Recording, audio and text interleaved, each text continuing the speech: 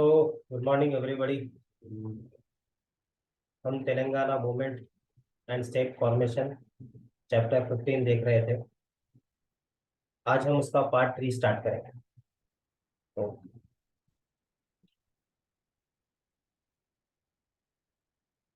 तो हमने जो देखा था पार्ट 2 में और किस तरीके से ऑर्गेनाइजेशंस और वो तेलंगाना स्टेट फॉर्मेशन में और एजुकेशन में किस तरीके से कारबंद हुए, वो सब। Let us start now. तो यहाँ से हमको देखना था 1984 1996 के दरमियान पॉलिटिकल एक्टिविटीज और पॉलिटिकल चेंजेस क्या हो। ओके, तो जैसा कि हमने देखा 1996 से पहले 1984 से 1996 के दरमियान दरमियान जो ऑर्गेनाइजेशन, जो तंजीमें फॉर्म हुई, वो तंजीमें ये थी: तेलंगाना डेमोक्रेटिक फ्रंट एक, तेलंगाना पार्टी एक, और तेलंगाना जाना सभा एक, तेलंगाना इंफॉर्मेशन ट्रस्ट एक। उसी तरीके से तेलंगाना प्रजा समिति को रिवाइटल किया गया था। और आपको मालूम है वो नागपुर तक, जो हैदराबाद से दिल्ली तक जो जा रहे थे, फिर नागपुर तक पहुंच के पैदल यात्रा जो की थी, उसके बाद फिर ट्रेन पकड़ के वो लोग गए थे। फिर उसके बाद वापस आके तेलंगाना प्रजा समिति और कृष्णमूर्ति जो पहले इसके सदर बने थे, वापस से जो तेलंगाना प्रजा समिति बनाएंगे, वो सब हमने देखा। तेलंगाना लिबरेशन स्टूडेंट ऑर्गेनाइजेशन ये भी बन चुकी, और तेलंगाना मुक्ति मोर्चा और दीगर तंजीमें, ये सब मिलकर इन्होंने कई ग्रुप मीटिंग्स, कॉन्फ्रेंसेस की, और कई धरना प्रोटेस्ट किए, रैलीज की, रास्ता रोको इन्होंने किया, हंगर स्ट्राइक किया, और तेलंगाना की जो प्रॉब्लम्स थे उसको सॉल्व करने की कोशिश की। ये सब तंजीमें 1984 से 1996 के बीच में, ये जो तंजीमें में अभी जो पढ़ गया: democratic front, Telangana democratic front, Telangana party, Telangana जन सभा, तेलंगाना इंफॉर्मेशन ट्रस्ट, तेलंगाना प्रजा समिति अगेन जो फॉर्म की गई थी 1987 में, Telangana liberation student organisation, Telangana Mukti Morcha, ये सब तंजीमें और दीगर तंजीमें मिलकर कई रैलीज, रास्ता रोको, संघर्ष स्ट्राइक की, और तेलंगाना प्रॉब्लम को सॉल्व करने की इन्होंने कोशिश की। और इसी दौरान 1984 से 1996 के दरमियान में अगर अगर हम देखें तो काफी जो तेलंगाना का जो सेंटिमेंट था, जो जज्बात थे लोगों के अंदर तेलंगाना को लेकर, ओके, तो काफी लोगों के अंदर फैल चुके थे, स्प्रेड हो चुके थे। और जो भी नुकसान हुए तेलंगाना को, जो भी नाइंसाफियां हुई तेलंगाना के अवाम के साथ या तेलंगाना के साथ, हर शोबे में जो नाइंसाफियां हुई, ओके, वो इन तंजीमों ने जिस तरीके से काम किया, वो सेंट्रल गवर्नमेंट और स्टेट गवर्नमेंट तक जो भी नाइंसाफियां, जो भी नुकसान तेलंगाना को हुए, वो सब इंफॉर्मेशन, यानी वो सब इत्तला सेंट्रल और मतलब मरकजी और रियासती हुकूमत तक वो सब इत्तला पहुंच चुकी। ओके, और उसी दौरान जो sentiment of the Telangana agitation which was spread, और जो तेलंगाना का जो जज्बात लोगों के अंदर जो फैल चुके थे, काफी असर पड़ा इसके ऊपर, मरकजी हुकूमत और रियासती हुकूमतों के ऊपर काफी इसका असर पड़ा। और उसी का नतीजा था कि उस वक्त के जो प्रधानमंत्री थे, यानी वजीर आजम जो थे, जनाब राजीव गांधी साहब, उन्होंने ये कहा था, ये माना था कि हम मानते हैं, एक प्रधानमंत्री के ओहदे में रहकर उन्होंने ये कहा था कि हम मानते हैं कि तेलंगाना के साथ नाइंसाफियां हुई, और जो कुछ भी तेलंगाना के लोग कह रहे हैं वो करेक्ट है, कि जो भी इनके साथ जो नाइंसाफियां हुई वो करेक्ट है। ओके, जो भी तंजीमें कह रही हैं कि नाइंसाफियां हुई वो करेक्ट है, और हम इस बात को मानते हैं कि तेलंगाना के साथ नाइंसाफी हुई। उसी दौरान 27 फरवरी 1985 की बात है, 27 फरवरी 1985, सिद्दीपेट में उस वक्त प्रधानमंत्री आए थे एक सभा को संबोधित करने के लिए, एक पब्लिक मीटिंग को संबोधित करने के लिए, एड्रेस करने के लिए वहां पे आए थे। और उन्होंने वहां पर भी कहा था कि हम मानते हैं कि तेलंगाना के साथ नाइंसाफी हुई है। और प्रधानमंत्री ने उस वक्त कहा था, यानी वजीर आजम उस वक्त कहा था कि हम तयक्कुन देते हैं कि जो भी नुकसान हुए हम उसकी भरपाई करेंगे, हम उस नुकसान को भरपाई करने की कोशिश करेंगे, और जो भी नेग्लिजेंस हुई, जो भी नाइंसाफी हुई, जो भी नुकसान हुए तेलंगाना शोबे को, हम उसकी भरपाई करेंगे। ये तयक्कुन प्रधानमंत्री ने दिया था। लेकिन उनके तयक्कुन के बावजूद, ओके, किसी किस्म का उस पर कार्रवाई नहीं की गई, और हमेशा यही तेलंगाना के साथ होता आ रहा है, राइट। उसके बाद तेलंगाना फॉरम बनी, ये भी काफी इंपॉर्टेंट है, 1990 की बात है। कांग्रेस पार्टी के अंदर, यानी मुत्तहदा आंध्र प्रदेश में, तेलंगाना के एमएलए ने मिला थे, तेलंगाना के एमएलए, तेलंगाना के रीजन के जो एमएलए थे, उन्होंने मिलकर एक तेलंगाना फॉरम नाम का कांग्रेस पार्टी के अंदर एक विंग बनाई थी जिसके सदर जाना रेड्डी थे। ओके, जिनकी सदर जाना रेड्डी कर रहे थे, और जिसमें काफी अहम रोल जिसने अदा किया था वो था वेलिचना जगपति राव, ये भी थे। सितंबर 1992 की बात है, उस वक्त के जो वजीर आजम प्रधानमंत्री पीवी नरसिम्हा राव जो तेलंगाना से ताल्लुक रखते थे। ओके, पीवी नरसिम्हा राव के पास ये लोग गए, तेलंगाना फारम के लोग, यानी एमएलएस ऑफ तेलंगाना रीजन। 1992 की बात है, और जो भी नाइंसाफी हुई उस वक्त वजीर आजम पीवी नरसिम्हा राव के इल्म में वो सब बातें लेके गए। हालांकि वो क्योंकि यहाँ पर भी चीफ मिनिस्टर के तौर पे काम कर चुके थे, तो उनको इन सब चीजों का वैसे भी इल्म था। और तो उस वक्त चीफ मिनिस्टर से भी इन लोगों ने मुलाकात की और रिक्वेस्ट किया कि जो भी नुकसान है उसकी आप भरपाई कीजिए, हालात को फिर से उसको सुधारिए। ओके, तो ये सब हालात है।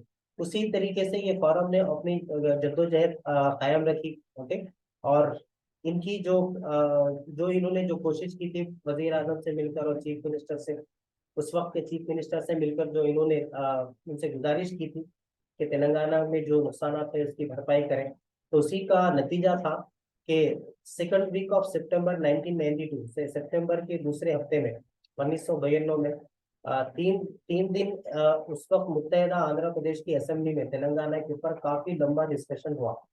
और जो भी नुकसान हुए एमएलएस ने बात की। तो उस वक्त के जो चीफ मिनिस्टर थे जनार्दन रेड्डी, नेदुरमल्ली जनार्दन रेड्डी जो उस वक्त के चीफ मिनिस्टर थे, उन्होंने रिप्लाई देते हुए कहा, उसका जवाब देते हुए कहा कि जो भी नुकसान हुए हम मानते हैं, और हम as a chief minister Janardhan Reddy ने उस वक्त कहा था कि हम तयफुन देते हैं कि जो कुछ भी नुकसान हुआ हम उसकी भरपाई जरूर करेंगे। लेकिन जैसा ही उन्होंने ये कहा और तेलंगाना के मसाइल को उन्होंने सपोर्ट किया, तेलंगाना को नुकसान को भरपाई करने का जैसा ही तयफुन दिया, उनसे चीफ मिनिस्टर की कुर्सी छीन ली गई और इमीडिएटली वजीर विजय भास्कर रेड्डी को चीफ मिनिस्टर आंध्र प्रदेश का बनाया कुछ ही दिनों के अंदर। ओके, ये हालात है, और हमेशा ऐसा ही होता रहा। जिस चीफ मिनिस्टर ने भी तेलंगाना के लिए काम करने की कोशिश की उसको कुर्सी से हटा दिया गया, चाहे वो पीवी नरसिम्हा राव रहे या जो भी रहे। हालांकि जनार्दन रेड्डी आंध्र से ताल्लुक रखते थे, लेकिन उन्होंने अश्योरेंस दिया था और तयफुन दिया था कि हम जो भी नुकसान हुए हैं तेलंगाना को हम उसकी भरपाई करेंगे। और कुछ ही अरसे में उनको चीफ मिनिस्टर की कुर्सी से हाथ धोना पड़ा और विजय भास्कर रेड्डी चीफ मिनिस्टर बन चुके थे। उसके बाद जो उस वक्त नेदुरुमल्ली जनार्दन रेड्डी ने कहा था कि जो भी हम भरपाई करेंगे और जो भी अश्योरेंस दिया था उसको अमल में नहीं लाया गया।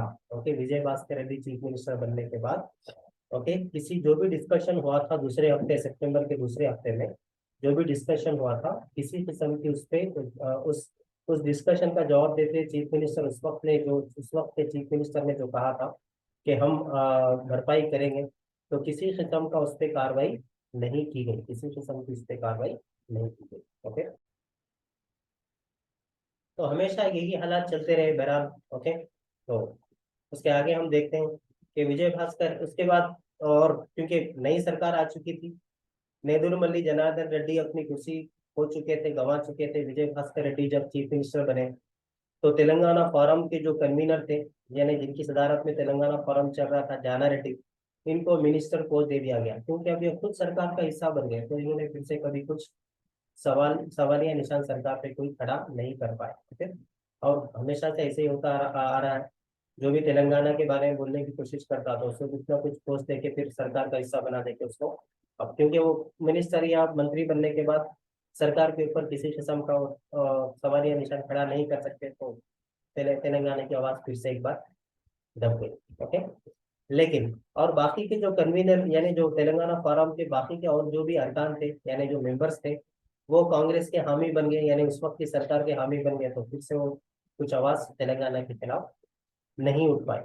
और 1984 से 1996 के बीच में ओके, जो भी नाइंसाफियां हुई थी, जो भी प्रधानमंत्री ने राजीव गांधी ने उस वक्त कहा था कि हम उसकी भरपाई करेंगे, या उसके बाद भी पीवी नरसिम्हा राव ने भी जो कहा था कि हम तेलंगाना को जो भी नुकसान हुआ है हम उसकी भरपाई करेंगे, उस पर किसी किस्म की अमलावरी नहीं की गई। ओके, यहाँ पे जो लाइन लिखी गई है आप उसको देखें, assurance given by the then prime minister were not implemented, मतलब जो भी तयफुन दिया था उस वक्त के वजीर आजम ने 1984 से 1996 के बीच में। ओके, तो कुछ भी उनके तयफुन पर कुछ भी अमलावरी नहीं की गई, कुछ भी इम्प्लीमेंट नहीं किया गया। तो लेकिन तेलंगाना सेंटीमेंट जो है वो काफी मुख्तलिफ तंजीमों के जरिए से कैसे काफी लोगों तक काफी मजबूत होता जा रहा था तेलंगाना सेंटीमेंट, तेलंगाना के जज्बात। और 1996 तक जज्बात काफी लोगों के अंदर अपना एक एक अलग एक अलग अलहदा रियासत के लिए काफी लोगों के अंदर एक जज्बा आ चुका था। तो उसी वक्त 1996 में लोकसभा के जनरल इलेक्शंस में, 1996 में लोकसभा के इलेक्शंस में, और कोएलिशन गवर्नमेंट है यानी मुख्तलिफ जमातों ने मिलकर, मुख्तलिफ सियासी पार्टियों ने मिलकर मरकज में या मरकज में जो हुकूमत बनी वो देवी गौड़ा की सदारत में, यानी देवी गौड़ा वजीर आजम बने। क्योंकि वो इलेक्शंस हुए थे 1996 में, मई के मंथ में हुए थे। तो 15 अगस्त आया, तो 15 अगस्त 1996 की बात है।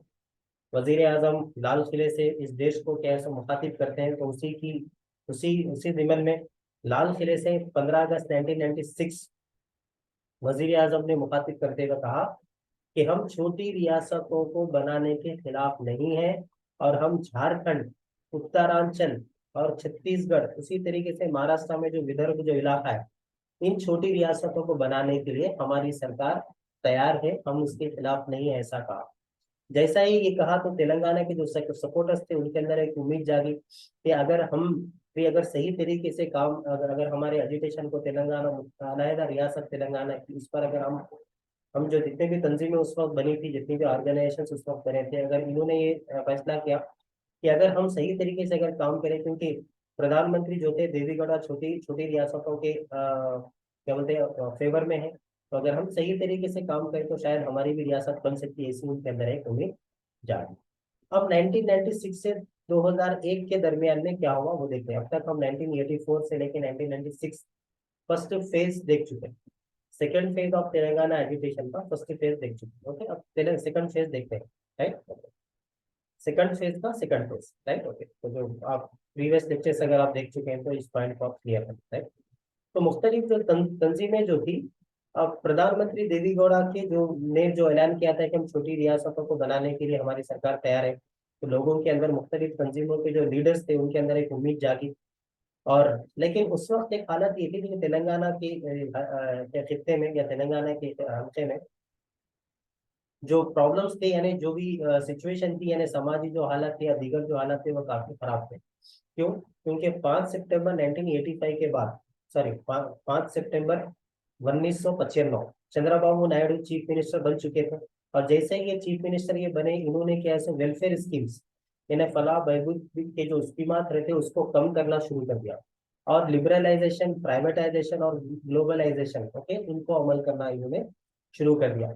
और उसी टाइम इत्तेफाक की बात यह कि बारिशें सही नहीं हुई और सूखा पड़ चुका था, फैमिन कंडीशंस थे।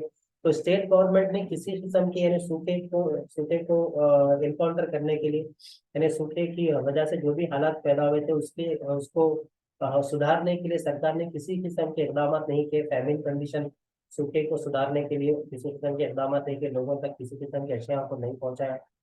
तो उस वक्त हालात ये थी कि जितने भी किसान थे या किसानों के यानी खेतों में काम काम करने वाले जो लेबर्स थे, ओके, और जो हैंडीक्राफ्ट का जो सेक्शन था, इनके अंदर क्या है, सो अनएम्प्लॉयमेंट, यानी इनके जो माशी हालात काफी खराब हो गए, अनएम्प्लॉयमेंट इनके अंदर आ चुका था, इनका रोजगार जा चुका था। ये डेयरी इंडस्ट्री कुछ हद तक क्या है, सो रोजगार के जराये फराम कर रही थी, लेकिन गवर्नमेंट ने जो लिबरलाइजेशन, प्राइवेटाइजेशन और ग्लोबलाइजेशन की जो पॉलिसी को अमलावरी जो की थी, उसकी वजह से यहाँ पे भी हालात काफी, माशी हालात काफी खराब हुए। लोगों के पास किसी किस्म के आमदनी के जराये नहीं थे, और लोग भूखमरी से मरना शुरू हो गए थे। और बाज वक्त ऐसा होता है कि जो कर्ज हो जाता तो लोग फिर खुदकुशी करना शुरू हो चुके थे। ओके, तो ये जो पॉलिसी, जो लिबरलाइजेशन, प्राइवेटाइजेशन की जो पॉलिसी टीडीपी गवर्नमेंट ने, तेलुगुदेशम पार्टी ने जो जिन चीजों की अमलावरी की थी, उसकी वजह से क्या, तो काफी तेलंगाना में सामाजिक हालात काफी खराब हो चुके थे। लेकिन उसके बरक्स आंध्रा में ये हालत थे।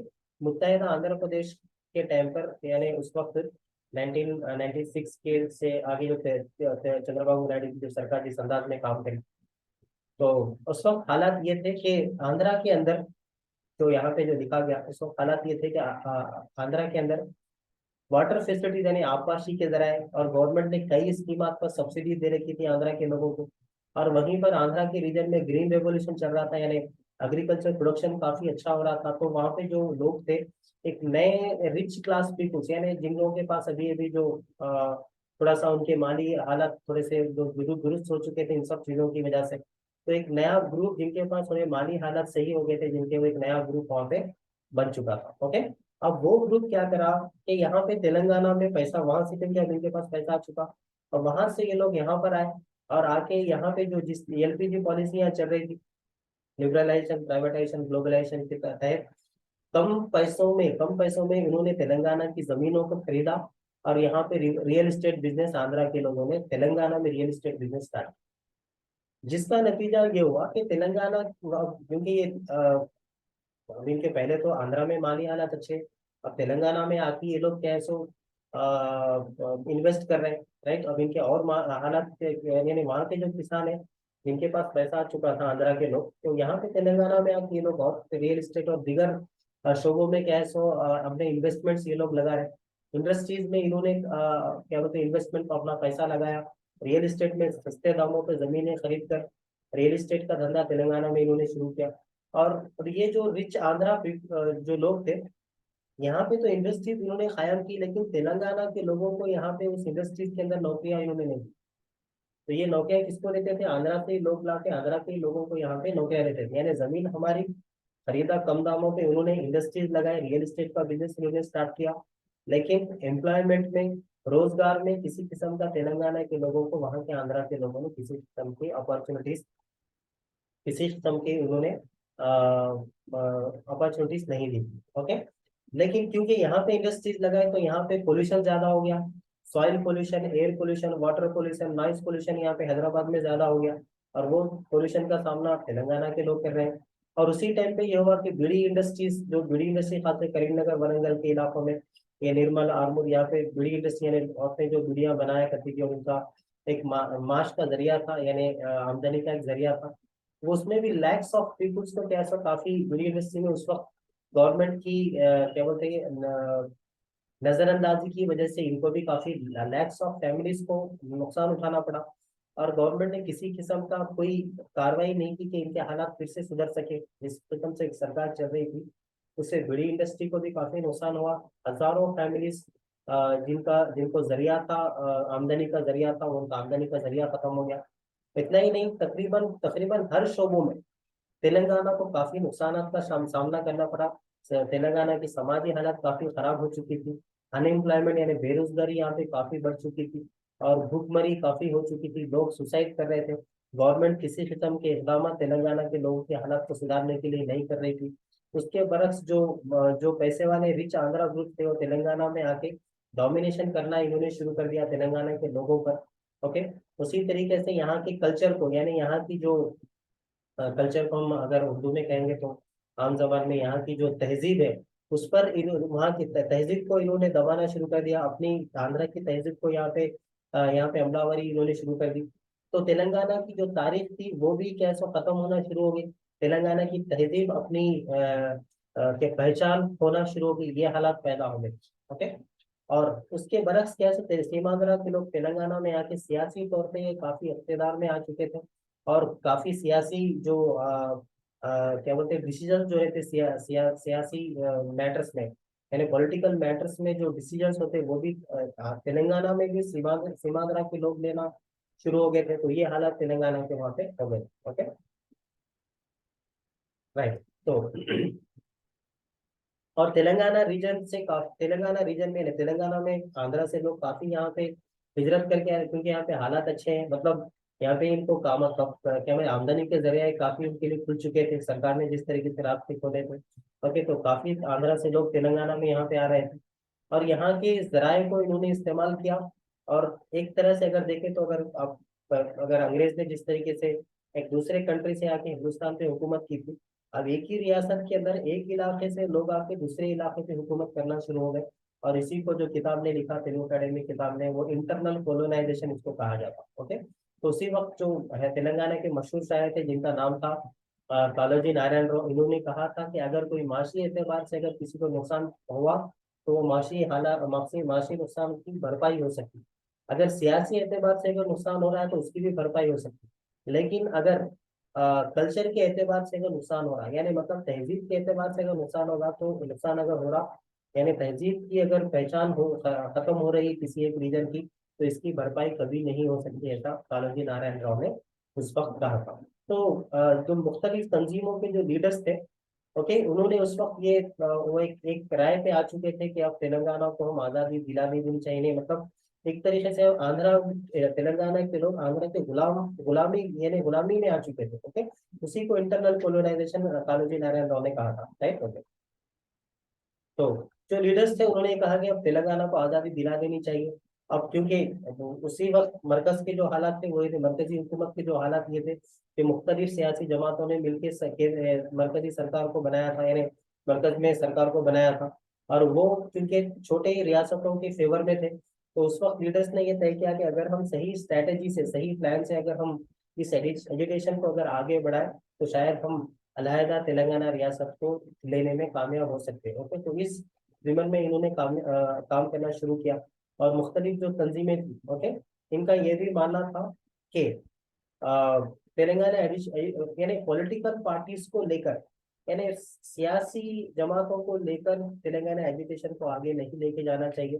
गैर सियासी जमातों को लेकर ही तेलंगाना के एजुकेशन को अलहदा रियासत को बनाने में हम आगे जाना चाहिए। क्यों? क्योंकि सियासी जमात फिर एक हुकूमत का हिस्सा ये बन जाएंगे। जब भी आवाज उठाना शुरू कर दे तो हुकूमत का हिस्सा इनको बना दिया जाता, फिर कभी ये आवाज नहीं उठाते तो फिर से एजुकेशन दब सकता।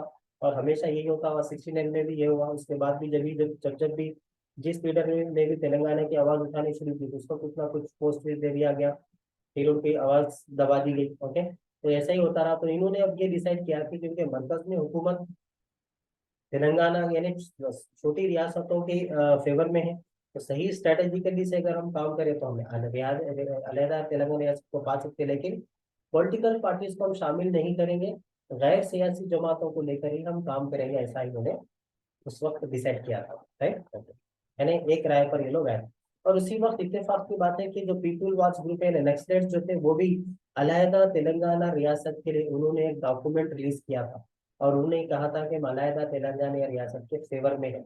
ओके, तो अब क्योंकि नेक्स्टलेट्स भी अब तेलंगाना को सपोर्ट कर रहे हैं, तो काफी डिस्कशन शुरू हो गया तेलंगाना के अंदर के काफी सियासी जमातों में और बाकी गैर सियासी जमातों में, या लोगों के अंदर भी डिस्कशन शुरू हो गया। अब क्योंकि नेक्स्टलेट्स भी अब तेलंगाना के साथ आ चुके थे। ओके, इस हालत में ये तय किया गया कि अगर स्ट्रेटेजिकली अगर सही तरीके से अगर हम काम करें, ओके, विदाउट पॉलिटिकल इन्फ्लुएंस, यानी गैर सियासी जमातों को लेकर, सियासी जमातों को ले लेंगे तो फिर वो अलग अंदाज में एजुकेशन जा सकता। तो गैर सियासी जमातों को लेकर अगर सही स्ट्रेटेजी से अगर हम काम करें तो हम अलहदा तेलंगाना रियासत को पा सकते हैं। ये सब हालात उस वक्त पैदा हो चुके थे। ओके, तो इस जीवन में उस वक्त जब देवी गौड़ा ने अनाउंस किया 15 अगस्त को 1996 को कि हम छोटी रियासतों को बनाने के लिए हम तैयार हैं, राइट। और उसी टाइम पे पीपुल्स वॉर नेक्स्टलेट्स ने भी कहा कि तेलंगाना के हम साथ हैं। तो इस हालत में ओके, जो भी मीटिंग्स और कॉन्फ्रेंसेस हुए तेलंगाना में वो क्या थे, अलहदा रियासत को लेकर। ओके, तो सबसे पहली जो मीटिंग हुई थी निजामाबाद में हुई थी, उसके बाद वरंगल में, उसके बाद भुवनगिरी में हुई थी। तो सबसे पहले देख लेते हैं निजामाबाद की मीटिंग 1996 के बाद, देवी गौड़ा के अनाउंसमेंट के बाद। ओके, तो 27 अक्टूबर 1996 यानी देवी गौड़ा ने अनाउंसमेंट जो दिया था, उस वक्त के वजीर आजम ने कि 15 अगस्त 1996 को लाल किले से कहा था कि हम रियासतों की, छोटी रियासतों के फेवर में। तो 27 अक्टूबर 1996 को एक पब्लिक मीटिंग निजामाबाद में, एक बहुत बड़ी पब्लिक मीटिंग का इंतजाम किया गया था। और वहाँ के लोकल्स के यूथ ने, यानी उस वक्त वहाँ के निजामाबाद के नौजवानों ने ये किया था, यानी इस बड़ी पब्लिक मीटिंग को क्या का आगाज किया था। तो इस मीटिंग में कालोजी नारायण राव, जयशंकर, उसी तरीके से कोंडा लक्ष्मण बापू जी, उसी तरीके से भूपति कृष्णामूर्ति। ये भूपति कृष्णामूर्ति कौन है? 1987 में जो तेलंगाना प्रजा समिति फिर से एक बार बनी थी तो उसके पहले सदर। उसी तरीके से गद्दार, रघुवीरा राव और मुख्तलिफ तंजीमों के लीडर्स ने शिरकत की। ओके, और काफी उस मीटिंग में काफी डिस्कशन हुआ और अलहदा तेलंगाना को रियासत को लेकर क्या क्या इम्कान हो सकते हैं रियासत बनने में। ओके, उन सब चीजों पे काफी डिस्कशन किया गया।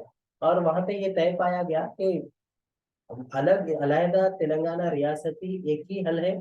जो भी नाइंसाफियां हुई उसका जो भरपाई करने का जो एक ही हल हो सकता है वो क्या है?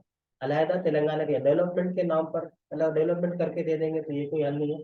अलहदा तेलंगाना रियासती एक ही हल है, ऐसा वहां पे तय पाया गया। ओके, उसके बाद वरंगल की पब्लिक मीटिंग, ये वरंगल की पब्लिक मीटिंग को किसने मुनक्किद किया था? उन तेलंगाना प्रजा समिति ने। वेरी इंपॉर्टेंट बिट है ये।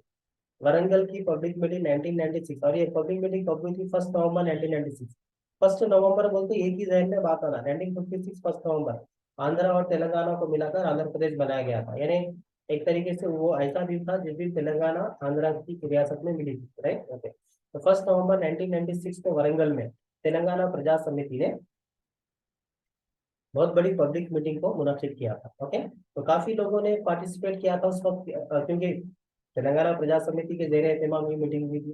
तो भूपति कृष्णमूर्ति, कालोजी नारायण राव, जस्टिस माधव रेड्डी, ओके, उसी तरीके से कृष्णा राव, ये इंजीनियर थे, जयशंकर, प्रोफेसर जयशंकर, केशवराव जाधव और दीगर लोगों ने इस पब्लिक मीटिंग में कैसे शिरकत की थी और वहाँ पे लोगों से मुखातिब किया था।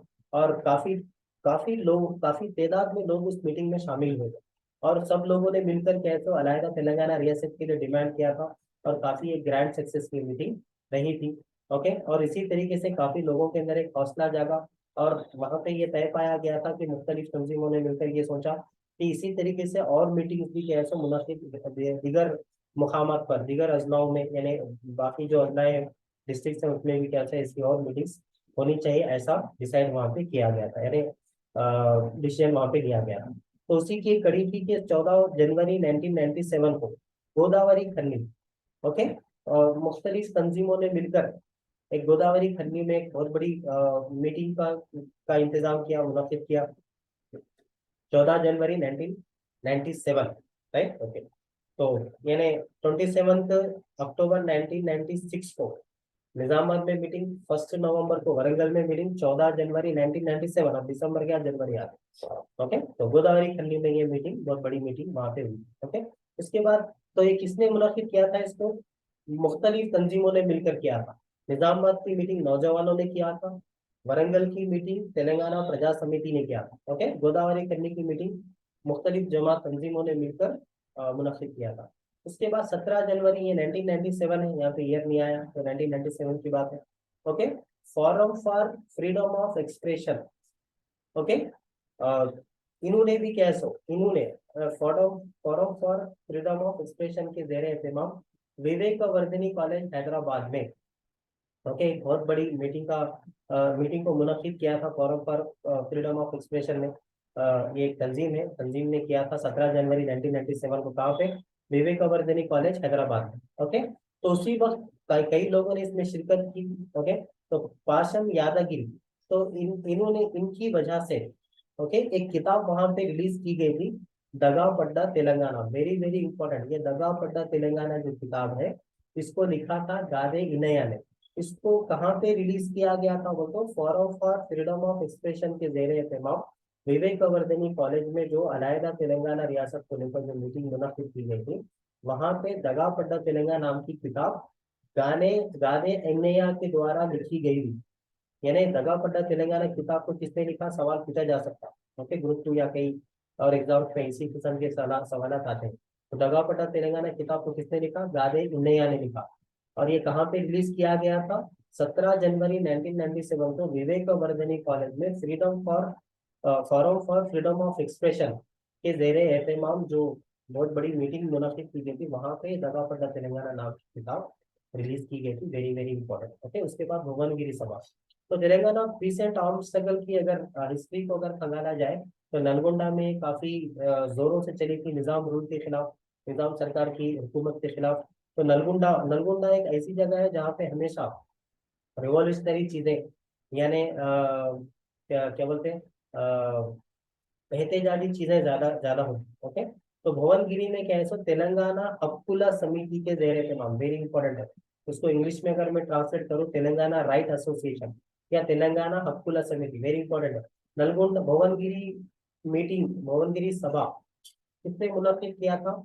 तेलंगाना हक्कुला समिति ने। वरंगल की मीटिंग किसने मुनक्किद किया था? तेलंगाना प्रजा समिति। नलगोंडा निजामाबाद की मीटिंग किसने मुनक्किद किया था? नौजवानों ने। ओके, तो ये अलग अलग चीजें थोड़ा सा देख लीजिएगा, इसमें सवाल इस किस्म से आते हैं।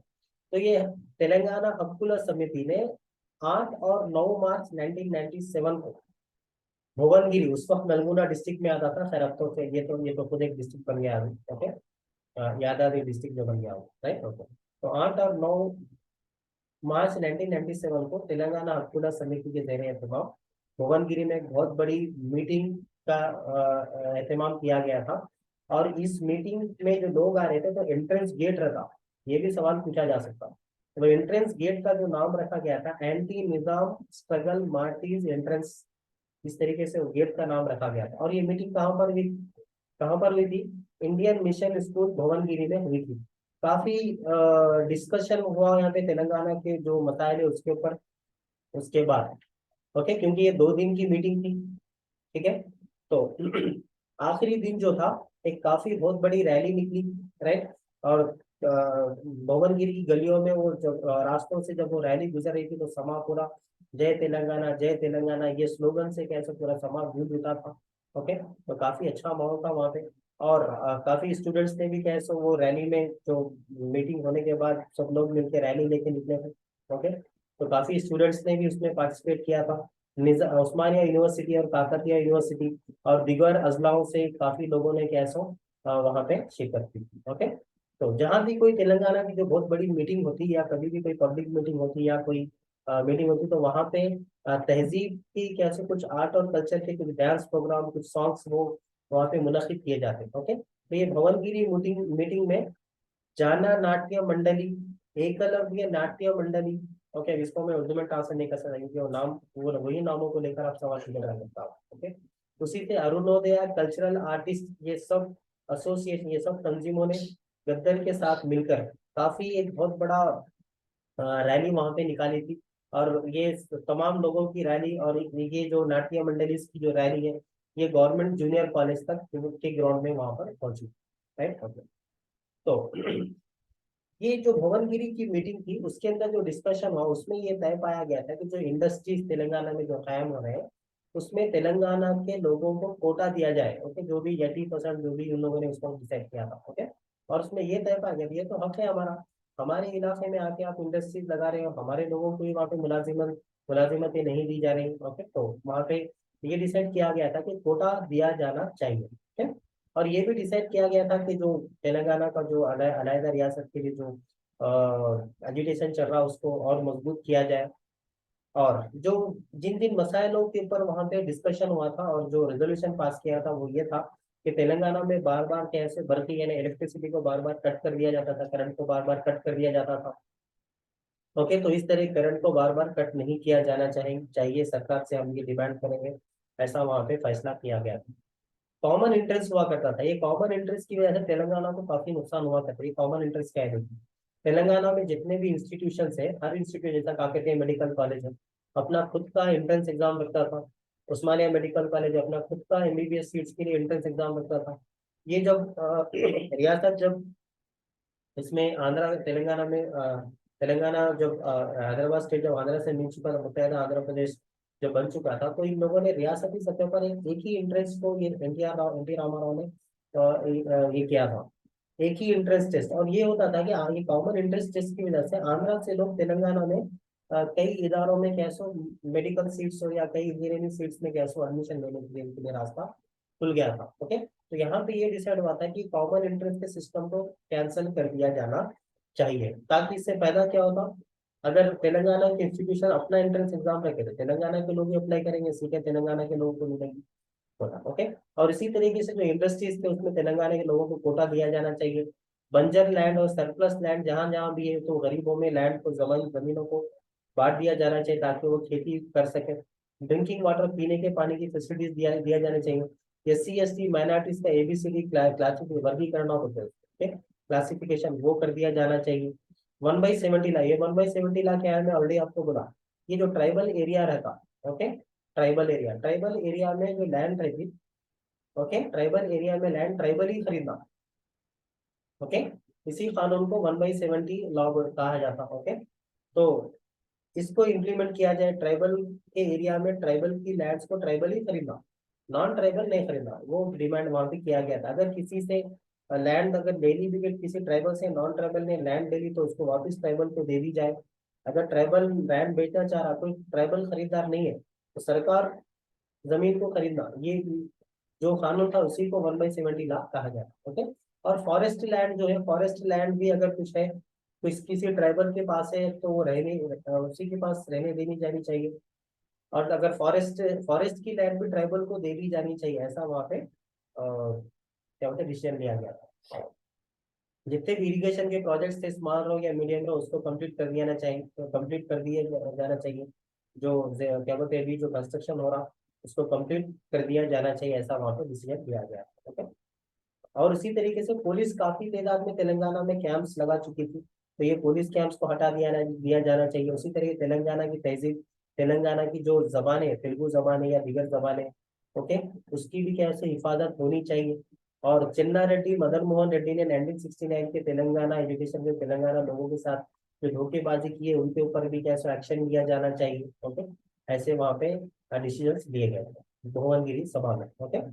और भुवनगिरी सभा में ये भी डिसीजन लिया गया था कि जो भी तेलंगाना में जो मसाइल है, ओके, और उसको सॉल्व कर दिया जाना चाहिए, और तेलंगाना के एजुकेशन को आगे लेके जाना चाहिए। राइट।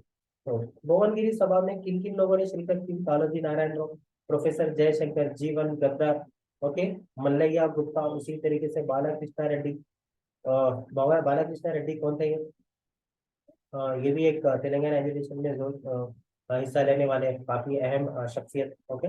उसी तरीके से भुवनगिरी चेयरमैन दामोदर गौड़, नागाराम अंजैया, ये राइट एसोसिएशन के रिसेप्शन कमेटी के कन्वीनर है, सर उतना इंपॉर्टेंट नहीं है। सत्यमूर्ति, प्रोफेसर कोदंडराम, श्रीमती एन सिद्धा रेड्डी, ये सिद्धा रेड्डी कौन थे? मंजीरा राइटर्स एसोसिएशन की सदर है, ये क्वेश्चन इंपॉर्टेंट है। मंजीरा राइटर्स एसोसिएशन की सदर कौन थे? ओके, श्रीमती सिद्धा रेड्डी, एन सिद्धा रेड्डी, इंपॉर्टेंट है, पूछा जा सकता। उसी तरीके से पाशम यादगिरी, ओके, भूपति कृष्णामूर्ति, आकुला भूमैया, इन्होंने भुवनगिरी सभा में कैसे शिरकत की थी और काफी सक्सेस रही थी। क्या बोलते तेलंगाना की हिस्ट्री में काफी माइलस्टोन यानी सक्सेस उसको माना जा रहा है। तो निजामाबाद, वरंगल और भुवनगिरी सभा, ओके, काफी ग्रैंड सक्सेस रही, और अलहदा तेलंगाना रियासत की यहाँ पे काफी जोरों के साथ कैसो डिमांड किया गया था। ओके। और काफी एजुटेशन, काफी बिगर नॉन पॉलिटिकल ऑर्गेनाइजेशन जिसको कहा जाता, दिगर तंजीमों ने भी तेलंगाना एजुकेशन को काफी आगे बढ़ावा दिया था। ओके। उसी तरीके से these organization gave information injustices losses, okay, in united Andhra Pradesh. मतलब क्या है? ये तंजीमों ने मिलकर जो भी तेलंगाना के साथ जो भी नाइंसाफियां हुई, जो भी नुकसान हुए, इन सब की इंफॉर्मेशन तेलंगाना लोगों तक पहुंचाई। ओके। तो ये जो तंजीमें थी, इन्होंने 3 तरीके अपनाए थे अलहदा तेलंगाना रियासत को पाने के लिए, अलहदा तेलंगाना रियासत की जो मुहिम थी उसको आगे बढ़ाने के लिए। एक था कि पहले लोगों के अंदर जज्बात पैदा किए जाए, ओके, उसके बाद एक्टिविटीज किए जाए, उसके बाद तीसरा जो इस मरहला है वो पॉलिटिकल एक्टिविटीज। ओके। तो ये फार्मूला किसका है एक्चुअली बोले तो प्रोफेसर जयशंकर का है, और इस पे सवाल पूछा गया था, what is the formula of the Jaishankar for achieving Telangana से? लास्ट टाइम ग्रुप का क्वेश्चन है। ओके। तो सबसे पहले क्या है? Sentiment, second strike activities, third political activities. Okay. Telugu में बोले तो राजकीय दशा बोलते हैं उसको, right? बहरहाल तो ये 3 स्टेप्स को आप याद रखिए। ओके। और अलहदा तेलंगाना रियासत को पाने के लिए जमहूरी मेथड्स को अपनाने का डिसीजन लिया गया था, यानी मतलब गैर जमहूरी तरीके से नहीं, जमहूरी तरीके से हम तेलंगाना को पाएंगे, ऐसा कैसे वहाँ की तंजीमें इस उन्वान में, इस जिम्मे में कैसे काम कर रही है। ओके। उसके बाद तेलंगाना एजुकेशन फोरम्स, मुख्तलिफ details of the different organisation and their activities. Okay, जो भी तंजीमों ने मिलकर जो एजुकेशन किया था उसको एक बार देख लेते हैं। मुख्तलिफ तंजीमों ने क्या क्या काम किया था, क्योंकि काफ़ी यानी मतलब ये है कि मुख्तलिफ तंजीमें उस वक्त बनाई गई थी 1996 से 2001 तक, अलग अलग अजलाओं में, अलग अलग डिस्ट्रिक्ट में अलग अलग नामों से बनाई गई थी, ताकि सरकार को, क्योंकि एक ही नाम पे अगर अलग अलग एक ही अलग अलग डिस्ट्रिक्टों में अगर एक ही नाम से तंजीम रही तो सरकार के काम खड़े हो जाते। तो छोटी छोटी डिस्ट्रिक्टों में छोटी छोटी तंजीमें बना के ये लोग, हालांकि तंजीमों का क्या बोलते हैं, फाइनल स्टेट लेवल में एक ही ऑर्गेनाइजेशन हुआ करता नहीं, अलग अलग नामों से ये डिस्ट्रिक्ट में तंजीमें बनाया करते थे। ओके। ताकि सरकार ये ना समझे कि काफी तंजीमें फैल, एक तंजीम काफी फैल चुकी है, ऐसा उस पर कुछ रिस्ट्रिक्शंस ना लगाने, कुछ इस तरीके से, है ना। तो तेलंगाना चैतन्य वेदिका या तेलंगाना अवेकनिंग फोरम, ओके, ये मेरठ डिस्ट्रिक्ट में था। मेदक डिस्ट्रिक्ट में जो मुख्तलिफ तंजीमें तेलंगाना रियासत के लिए जो काम करेगी, तो मेदक डिस्ट्रिक्ट में जो तंजीम थी उसका नाम था तेलंगाना चैतन्य वेदिका। ओके। उसी तरीके से महबूब नगर में उद्यमा वेदिका, ये एजुटेशन फोरम। नलगुंडा में तेलंगाना पोराटा वेदिका। उसी तरीके से रंगारेड्डी में प्रजा वेदिका। इस नामों से कैसो अलग अलग तंजीमें बना के कैसो अलहदा तेलंगाना रियासत के लिए काम करते, लेकिन इनका एजेंडा कॉमन था, यानी एक ही एजेंडा था। वो क्या था? मुहिम को, तेलंगाना अलहदा तेलंगाना रियासत की मुहिम को आगे बढ़ाना। ओके। तो इसी दिमन में सेंटर फॉर तेलंगाना स्टडीज, अभी सेंटर फॉर तेलंगाना स्टडीज क्या है? देखो, जो भी तेलंगाना के लोगों के साथ जो भी तासुब किया जाता था, जो भी उनका इस्तेसाल किया जाता था, या उनकी माशी हालत जिस तरीके से खराब हो चुकी थी, या सियासी लीडर तेलंगाना के जो थे वो सही डायरेक्शन में काम नहीं कर रहे थे, तेलंगाना की जबान और तेलंगाना की तहजीब तकरीबन क्या है सो खत्म हो चुकी थी।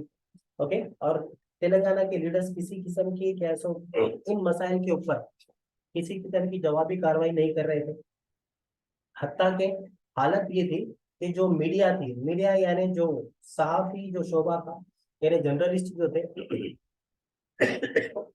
तेलंगाना के जर्नलिस्ट के साथ भी तासुब हुआ करता था। ओके। तो ये हालत में जितने भी सिनेमास थे, न्यूज़पेपर्स थे, या दिगर मीडिया, या जो अदर मीडियाज थे, ओके, इनके ऊपर इन लोगों के ऊपर क्या है सो आंध्रा के लोगों का कंट्रोल था। आंध्रा के लोगों का कंट्रोल था। ओके। तो ये हालत में जो भी एफर्ट्स लगाए जा रहे थे, यानी जो भी कोशिशें की जा रही थी, under these conditions Telangana leaders made attempts to stress the above issues. Telangana leaders जो भी काम कर रहे थे इन सब चीजों के को हासिल करने के लिए। ओके।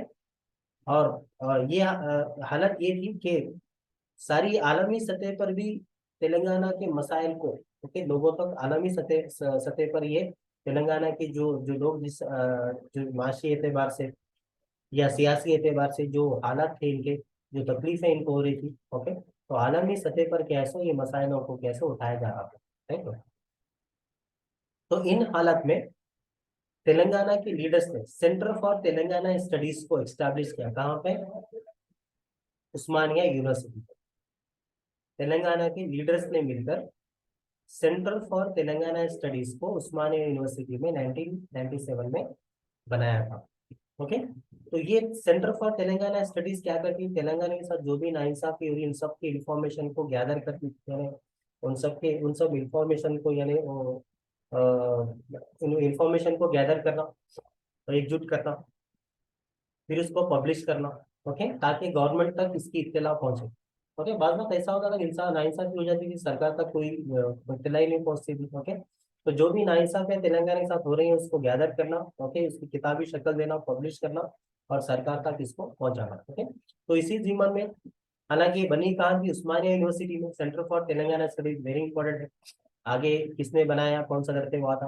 काफी तेलुगु और इंग्लिश में काफी किताबों को इन्होंने छापा।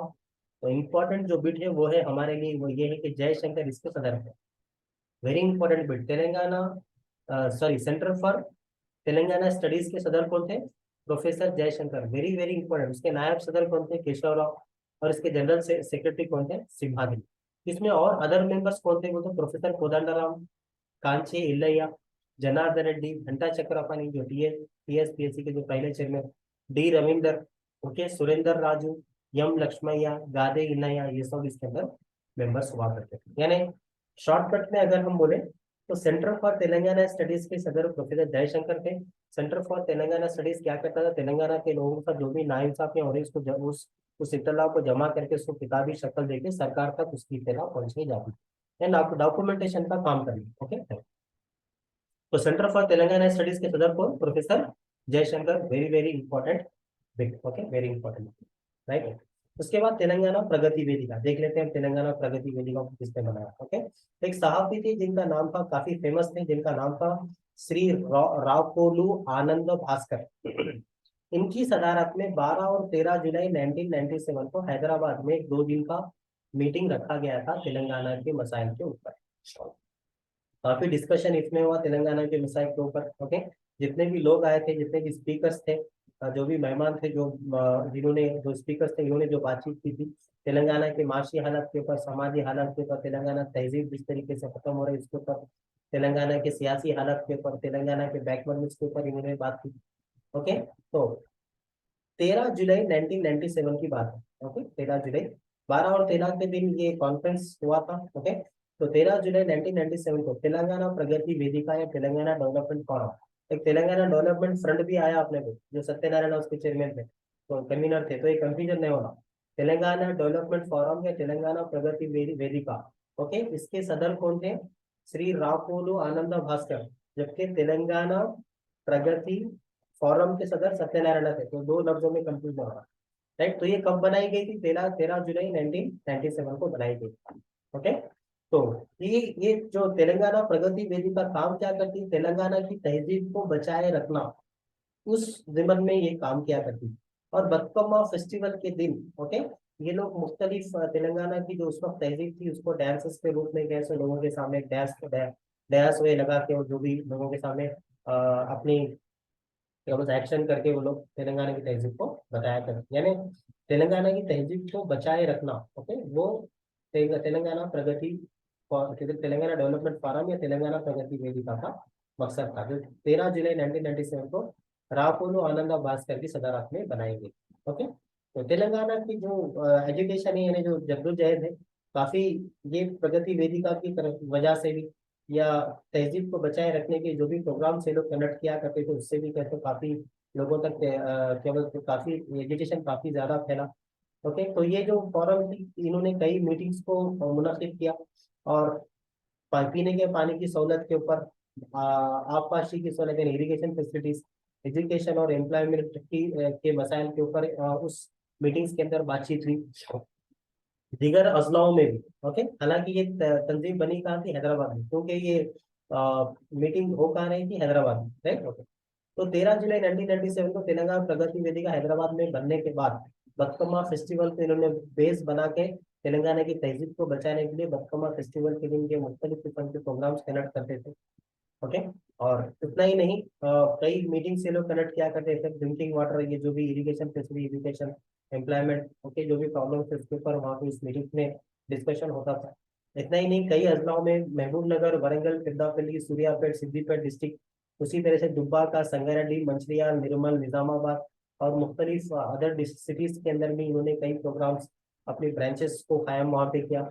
ओके, और कई मीटिंग्स उन्होंने लगाई और कई जद्दोजहद इन्होंने की, और तेलंगाना के सेंटीमेंट को लोगों तक लोगों में बढ़ाने के लिए इन्होंने काफी अच्छा अपना रोल अदा किया। ओके, लेकिन बाद में ये तेलंगाना ऐक्य वेदिका का हिस्सा बन चुकी है। राइट, तो तेलंगाना ऐक्य वेदिका क्या है, वो आगे आता क्या है देखते हैं। राइट, ओके, इसके बाद यानी मतलब तेलंगाना प्रगति वेदिका तेलंगाना ऐक्य वेदिका हिस्सा बाद में बन चुकी।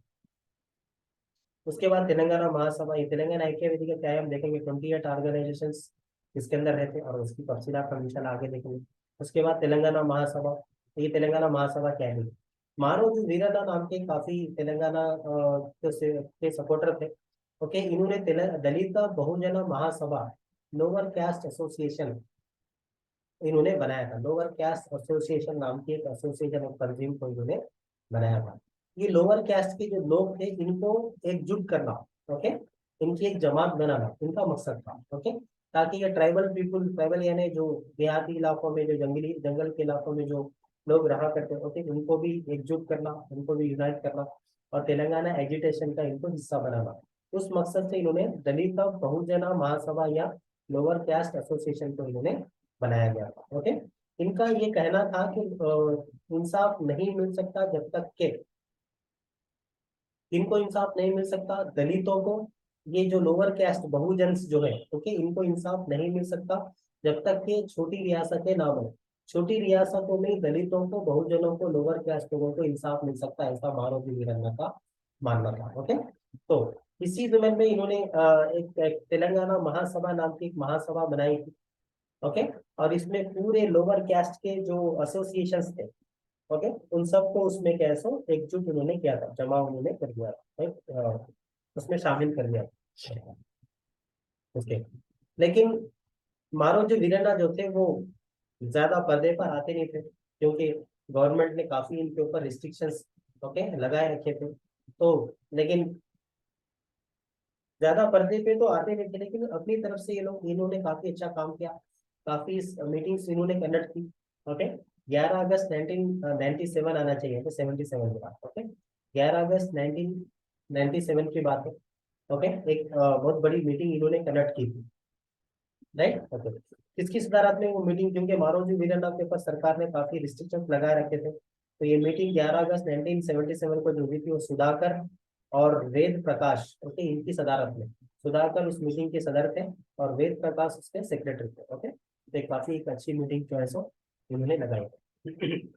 इस मीटिंग में किसने किन किन किन लोगों ने शिरकत की? Kaloji Narayana Rao, professor Jayashankar, Krishna Rao, okay, engineer थे ये, Haragopal, professor Simhadri, okay, Sangama Reddy, professor Satyanarayana, Belli Lalitha, Kanche Ilaiah, Gade Innaiah, Mandati Mandati Satyanarayana, okay, Anish Shetty Rajitha, Pasham Yadagiri, Mallepalli Lakshmaiah, Bharat Kumar, Rathore, Anand Bhaskar, ये वो अभी हम जो पढ़ के आए इनके बारे में, राइट। ओके, इन सब लोगों ने उस मीटिंग में कैसा शिरकत की थी।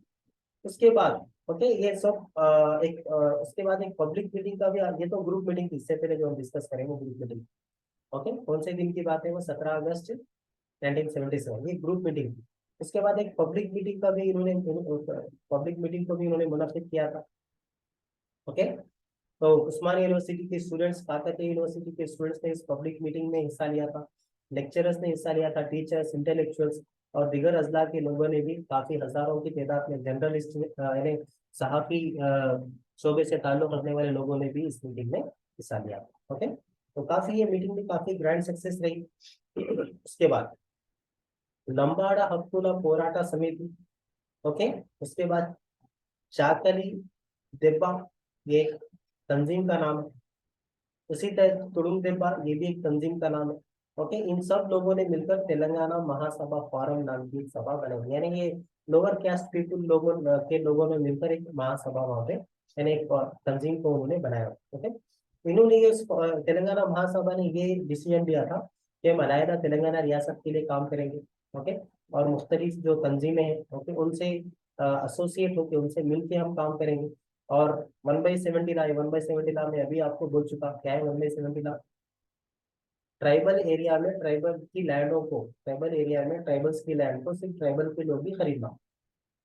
ओके, ट्राइबल बेचना चाह रहा, कोई ट्राइबल खरीदने के लिए तैयार नहीं होता, फिर सरकार उस जमीन को खरीदना, फिर बाद में कोई ट्राइबल लेना चाह रहा था तो सरकार के पास से वो ट्राइबल खरीद सकता। मतलब ट्राइबल के इलाके में ट्राइबल के रैंक ट्राइबल लोग ही देना, ये इसको 170 लाख कहा जाता है। ओके, उसी तरीके से 300 एम्प्लॉयमेंट के जराये को तेलंगाना रीजन में क्रिएट करना, इंडस्ट्रीज में तेलंगाना के लोगों को, तेलंगाना में जो इंडस्ट्रीज में तेलंगाना के लोगों को लिया जाना चाहिए, ऐसा तेलंगाना महासभा फोरम ने ये डिसीजन लिया है।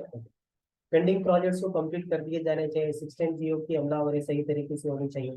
तेलंगाना महासभा फोरम का ऑफिस कहाँ था? वो सुप्राबाद होटल कॉम्प्लेक्स काचीगुड़ा में इनका ऑफिस था, राइट। इन्होंने लोकल कमिटीज बनाई थी, तालुक लेवल की कमिटीज बनाई थी, और इन्होंने काफी मीटिंग्स को कंडक्ट किया था, पब्लिक मीटिंग्स को कंडक्ट किया था। तेलंगाना के दिगर अजलाओं में भी इन्होंने पब्लिक मीटिंग्स को कंडक्ट किया था। ऑफिस तो हैदराबाद में था, लेकिन दिगर अजला में भी पब्लिक मीटिंग को इन्होंने कंडक्ट किया था। ओके, और मैगजीन्स को इन्होंने शाये किया, पब्लिश किया था।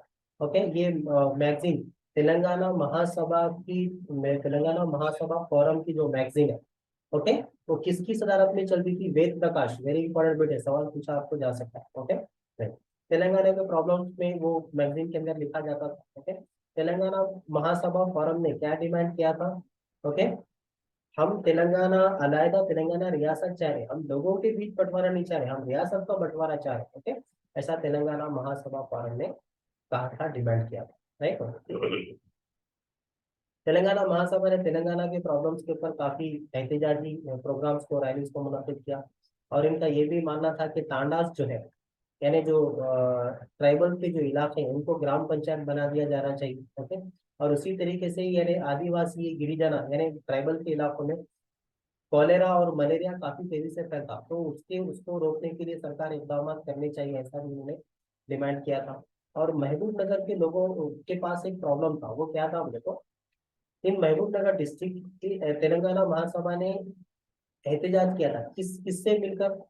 Puttur industrial distress person association, ये तंजीम थी, पुत्तूरू इंडस्ट्रियल डिस्ट्रेस पर्सन एसोसिएशन नाम की एक तंजीम थी। उनके साथ मिलके इन्होंने एहतजाज किया था। किसके खिलाफ एहतजाज किया था? नैक्टो कंपनी के खिलाफ, क्योंकि नैक्टो कंपनी वहां पे महबूब नगर में थी। उसकी वजह से काफी लैंड, एयर और वाटर पॉल्यूशन हो रहा था। तो तेलंगाना महासभा फोरम ने पुत्तूरू इंडस्ट्रियल डिस्ट्रेस पर्सन एसोसिएशन, ये तंजीम से मिलकर ओके नैक्टो कंपनी के खिलाफ एहतजाज किया था। उसी तरीके से 170 लॉ को तेलंगाना महासभा फोरम ने इम्प्लीमेंट करने का क्या बोलते डिमांड किया था। उसी तरीके से चेक डैम को कंस्ट्रक्ट किया जाना चाहिए और तेलंगाना एजुकेशन को हम आगे बढ़ाएंगे, ऐसा इन्होंने इकदाम किए। ओके, तो तेलंगाना महासभा की वजह से काफी जोर पकड़ चुका था तेलंगाना एजुकेशन। ओके, अब उसके बाद तेलंगाना ऐक्य वेदिका बनाई गई थी। तेलंगाना ऐक्य वेदिका क्या है? ये 1997 में बनाई गई। ओके, क्योंकि वैसे भी हम 1996 के लेकर 2001 में जो भी ऑर्गेनाइजेशन तंजीमें बनी थी उसके बारे में पढ़ रहे हैं, राइट। ओके, अब तेलंगाना ऐक्य वेदिका, राइट। तेलंगाना ऐक्य वेदिका, ठीक है, इसके बारे में अब पढ़ते हैं। तेलंगाना ऐक्य वेदिका 1997 में बनी थी। ओके, तो तेलंगाना महासभा फोरम ये भी उसके अंदर एक अहम रोल अदा कर रही थी। Okay, right. तो तेलंगाना ऐक्य वेदिका तेलंगाना महासभा फोरम बाद में तेलंगाना ऐक्य वेदिका में हिस्सा बन चुकी है। तो तेलंगाना ऐक्य वेदिका बना कब था? 1997, राइट। तेलंगाना स्टडीज फोरम, अभी तेलंगाना स्टडीज फोरम क्या है देख लेते हैं। तेलंगाना स्टडीज फोरम बना था 1998 में। ओके, कई के लिए अलहदा तेलंगाना रियासत की मुहिम को आगे लेके जाने के लिए वो बना। तो इसके सदर कौन थे? गादे इनैया। गादे इनैया कौन है? दगा पड्डा तेलंगाना जो किताब लिखी थी, ऑलरेडी हम पीछे उसका जिक्र कर चुके हैं, वेरी इंपॉर्टेंट, हर चीज को एनालाइज करके पढ़ना। ओके, तो तेलंगाना स्टडीज फोरम के सदर कौन थे? गादे इनैया। और इसके नायब सदर तो कौन थे? पिट्टाला श्रीशैलम इसके नायब सदर थे, राइट। तो अलहदा तेलंगाना रियासत की मुहिम को आगे लेके जाने के लिए, अलहदा तेलंगाना रियासत को कायम करने के लिए तेलंगाना स्टडीज फोरम कैसे बनाई गई? तो ये क्या है देखिए, ये काफी कॉम्प्लेक्स डॉक्यूमेंट्स बनाया करती तेलंगाना प्रॉब्लम्स के ऊपर, काफी कॉम्प्लेक्स डॉक्यूमेंट्स को बनाया करती, काफी कॉन्फ्रेंसेस को मुनक्किद किया करती थी, पब्लिक मीटिंग को मुनक्किद किया करती थी पूरे तेलंगाना के अंदर मुख्तलिफ अजलाओं में जाकर। ओके, जब तक तेलंगाना पार्टी फॉर्म नहीं हुई तब तक ये काफी जोरों शोरों से आगे बढ़कर ये तेलंगाना ओके स्टडीज फोरम ने काफी जोरों शोरों से काम किया। अब तेलंगाना ऐक्य वेदिका वेरी इंपॉर्टेंट, 1997 में ये बनी थी, ऑलरेडी हम देख चुके हैं। ओके, तो ये कब बनी थी? 1997। इसको तेलंगाना यूनाइटेड फोरम भी कहा जाता है, राइट। ओके, तो professor Jayashankar, professor Vishweshwar, professor Simhadri, professor Akhileshwari, okay, इनकी जेर एहतमाम एक 2 दिन का हिंदुस्तानी सतह पर ओके एक सेमिनार मुनक्किद किया गया था। वो सेमिनार किस उन्वान पे मुनक्किद किया गया था? Regional imbalances and development alternatives, ये टॉपिक को लेकर।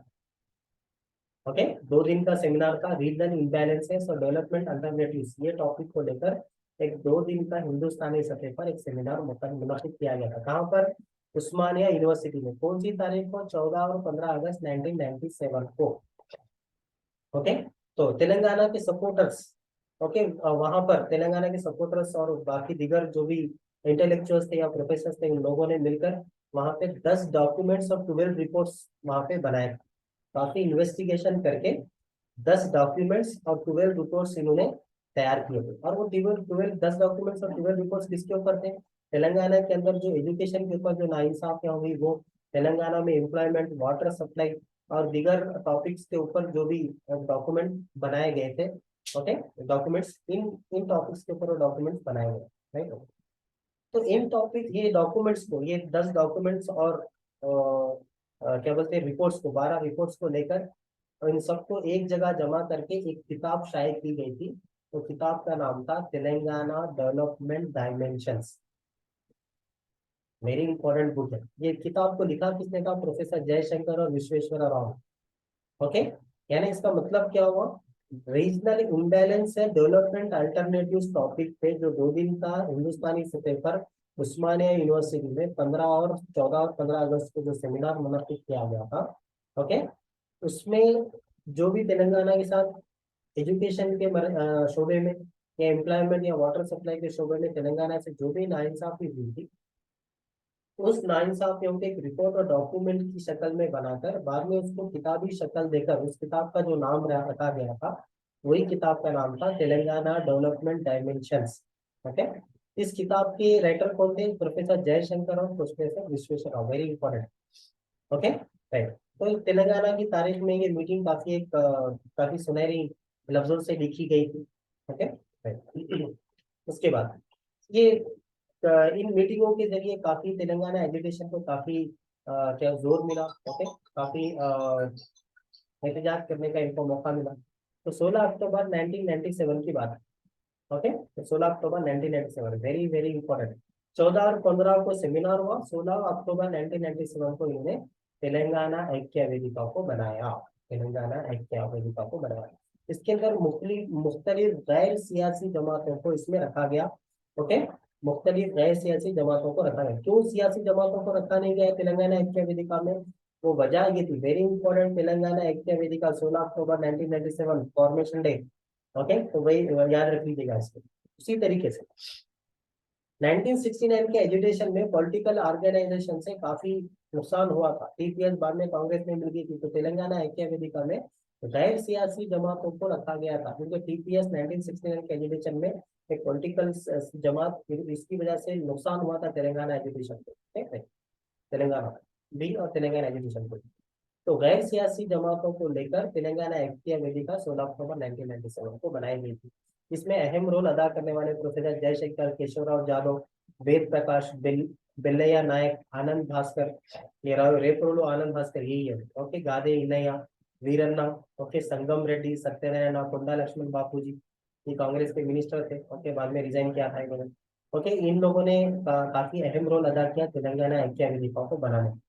तेलंगाना ऐक्य वेदिका का एक और नाम क्या है, यानी उसी का ट्रांसलेशन करें तो तेलंगाना यूनाइटेड फोरम। ओके, इसका एक ही मकसद था, तेलंगाना ऐक्य वेदिका का एक ही मकसद था, अलायदा तेलंगाना रियासत। ओके, अलायदा तेलंगाना रियासत। तो ये तेलंगाना ऐक्य वेदिका में दो किस्म की कमिटीज बनाई गई थी, एक ऑर्गेनाइजिंग कमेटी और एक स्टीयरिंग कमेटी। ऑर्गेनाइजिंग कमेटी जो 28 ऑर्गेनाइजेशन को जो दिया गया था, उसके मेंबर्स ऑर्गेनाइजिंग कमेटी में मेंबर्स रहे। स्टीयरिंग कमेटी में कुछ चुनिंदा लोगों को रखा गया था, क्योंकि स्टीयरिंग कमेटी पॉलिसी डिसीजंस लेगी, कब क्या एहतजाज करना है, कैसे तेलंगाना अलहदा रियासत की मुहिम को आगे बढ़ा रही है, पॉलिसी डिसीजंस कौन लेंगे? स्टीयरिंग कमेटी लेंगे। ऑर्गेनाइजिंग कमेटी में तमाम जो 28 ऑर्गेनाइजेशन जो तेलंगाना ऐक्य वेदिका में जमा हो चुके थे, ओके, तो उन सब के मेंबर्स ये ऑर्गेनाइजिंग कमेटी में मेंबर्स थे। राइट, तो इस तरीके से ऑर्गेनाइजेशन को बनाया गया। राइट, तो स्टीयरिंग कमेटी में कौन कौन है? तो स्टीयरिंग कमेटी में चुनिंदा लोग थे, उसमें professor Jayashankar, professor Keshavrao Jadhav, okay, उसी तरीके प्रोफेसर रापोलो आनंद भास्कर। प्रोफेसर रापोलो आनंद भास्कर ने किस तंजीम को बनाया था हम पीछे देख चुके हैं। ओके, राइट, उसी तरीके से वेद प्रकाश, ओके, यस विजय प्रशांति, उसी तरीके से बी राजवर्धन रेड्डी, सतीश कुमार, भूपति कृष्णामूर्ति। भूपति कृष्णामूर्ति को ने जिनकी सदारत में 1987 में दोबारा सेकंड टाइम तेलंगाना प्रजा समिति को बनाया गया था। नागाराम अंजैया, उसी तरह मुरलीधर राव, तेजावत, बिल्ला नायक, ये सब लोगों, ये सब स्टीयरिंग कमेटी में थे। स्टीयरिंग कमेटी में डिसीजन लिया जाता कब कौन सा एहतजाज करना है, वो सब एहतजाज करने के लिए फिर ऑर्गेनाइज करने के लिए फिर ऑर्गेनाइजिंग कमेटी काम करती है। ठीक है, तो इस तरीके से तो स्टीयरिंग कमेटी डिसाइड करेगी कि तेलंगाना ऐक्य वेदिका में कौन सी गैर सियासी जमातों को शामिल किया जा सकता। तो कितने जमातों को, गैर सियासी जमातों को इसमें शामिल किया गया था? 28 थे। वो कौन कौन थे? तेलंगाना महासभा, अभी हम पढ़े थे तेलंगाना महासभा के बारे में, मारो जो वीरन, आपको याद होगा। तेलंगाना प्रगति वेदिका, तेलंगाना लॉयर्स पार्टी, तेलंगाना प्रजा समिति। ओके, तो भूपति कृष्णामूर्ति के अभी में जो कहा 1987 में फिर से पार्टी तेलंगाना प्रजा समिति 1987। ओके, उसके बाद तेलंगाना प्रजा परिषद, तेलंगाना मुक्ति मोर्चा, तेलंगाना पट्टाभद्रुला एसोसिएशन, यानी ग्रेजुएट जो लोग थे उनका एसोसिएशन। उसी तरीके Telangana Rashtra Sadhana committee, Telangana forum Karimnagar district, TLSO हम देखें। ओके, मनोहर रेड्डी आपको शायद याद होगा, Telangana liberation student organisation. Telangana Dalit writer association, Telangana youth forum, Telangana Jana Parishad, OU forum for Telangana, Telangana Vichar Manch, उसी तरीके लोहिया विचार मंच, Telangana Bahujan Porata Samiti, Telangana fourth class employees forum, Telangana lecturers forum, Telangana students Yuvajana Mahasabha, Telangana Dalit Seva Sangam, okay, समता वेदिका खम्मम, గిరిజన విద్యార్థి యువజన Sangham, Telangana Grameena Vikas Manch, Telangana village administrative officers association, Hindi language Mukti Morcha for separate, okay Telangana होना चाहिए था वहां पे शायद यहाँ, ओके तेलंगाना विश्व ब्राह्मण संगम, तेलंगाना टीचर्स फोरम, ये 28 ऑर्गेनाइजेशन तेलंगाना ऐक्य वेदिका के अंदर थे। तो तेलंगाना ऐक्य वेदिका ऑफिस कहाँ था? जलादृश्यम, जलादृश्यम किसका घर है? कोंडा लक्ष्मण बापूजी का घर है, उन्हीं के घर में तेलंगाना ऐक्य वेदिका ऑफिस को रखा गया था। बाद में ये तेलंगाना जलादृश्यम टीआरएस पार्टी का ऑफिस भी बना था। सर बाद में तो खैर बंजारा हिल्स पे अलग से बाद में पार्टी का ऑफिस बनाया गया था, लेकिन सर इसकी तफसीलात हम आगे देखेंगे। ओके, तेलंगाना ऐक्य वेदिका ने तेलंगाना मुहिम को ही आगे नहीं बढ़ाया, अलहदा रियासत की मुहिम को ही आगे नहीं बढ़ाया, बल्कि मुहिम को भी आगे बढ़ाया, बल्कि कुछ चैरिटेबल यानी कुछ सोशल सर्विस इन्होंने की थी। ओके, कुछ डोनेशन इन्होंने लोगों से जमा किए थे, और जो फार्मर्स, जो किसान, जो तेलंगाना के जो किसान सूखे की वजह से जो खुदकुशी कर लेते थे, तो उनके घर जाकर ये 3,000 रुपए कुछ माली इमदाद ये करके आया करते थे। उसी तरीके से रायपुर विलेज गुट्टा मंडलम महबूबनगर डिस्ट्रिक्ट में काफी सूखा पड़ चुका था, फैमिन कंडीशंस थे। तो वहां पे जाकर इन्होंने कुछ चावल, गेहूं और जो भी खाने पीने की अशिया को वहां पे 3 महीने तक बांटा था। वहां पे जो भी खर्चा था वो तेलंगाना ऐक्य वेदिका ने उठाया था। इसी तरीके से आदिलाबाद डिस्ट्रिक्ट में कॉलेरा काफी फैल चुका था, काफी अमवातें हो रही थी। तो सरकार ये कह रही थी कि डायरिया है, कोलेरा नहीं था। डायरिया मतलब छोटा सा बीमार, कोलेरा मतलब वो फिर कंटे फैलते रहते हैं। ओके, तो गवर्नमेंट ने ये कहा कि ये डायरिया है। ओके, तो सरकार ने ये कहा, लेकिन वो एक्चुअली वो था कोलेरा। काफी तेलंगाना आदिलाबाद डिस्ट्रिक्ट में काफी मौत हो रही थी, लोग मर रहे थे। तो Khanapur district, Khanapur village Adilabad district, okay, वहां पे इन्होंने तेलंगाना ऐक्य वेदिका ने एक मीटिंग रखी, और वहां पे एक कमेटी बनाई कि एक्चुअली ये कोलेरा है या ये डायरिया है, उसको रिपोर्ट दो बोले। एक फैक्ट फाइंडिंग कमेटी इन्होंने बनाया था। ओके, ये फैक्ट फाइंडिंग कमेटी क्या कर, एक दिन में जो रिपोर्ट दी थी कि ये डायरिया नहीं होता, ये कोलेरा ही है, और जिसकी वजह से 2,500 लोगों की अमवात होगी, ऐसा तेलंगाना ऐक्य वेदिका ने एक रिपोर्ट बनाई थी। और वो रिपोर्ट उस वक्त के कलेक्टर अरविंद रेड्डी को कैसो तेलंगाना ऐक्य वेदिका ने वो रिपोर्ट सबमिट की थी। तो सरकार ने उसके ऊपर इकदाम किए। ओके, और वॉल स्ट्रीट जनरल, ओके, उसमें ये जो भी अमवात हुई थी उसको उसको उन्होंने शाये किया था, पब्लिश किया था। ओके, तो गवर्नमेंट ने इमीडिएटली कैसे रिस्पॉन्ड किया। ओके, और उसके इकदाम किए उसको रोकथाम के लिए। और इंटरनेशनल ऑर्गेनाइजेशन ने भी क्या तेलंगाना ऐक्य वेदिका की मदद की थी, काफी डोनेशन वहां से तेलंगाना ऐक्य वेदिका को माली इमदाद वहां पे मिली। ओके, इसी तरीके तेलंगाना ऐक्य वेदिका ने तेलंगाना और अलहदा रियासत की मुहिम को भी काफी आगे बढ़ाया था। ग्रुप मीटिंग्स इन्होंने मुनक्किद किया था, जो भी इंजस्टिस होने की वो ग्रुप मीटिंग में डिस्कशन होता था। तेलंगाना ऐक्य वेदिका ने तेलंगाना के जो सेंटीमेंट जज्बात को भी काफी हद तक आगे बढ़ाया। ठीक है, तो ये सब चीजें राइट। इंशाल्लाह हम आगे दूसरे पार्ट में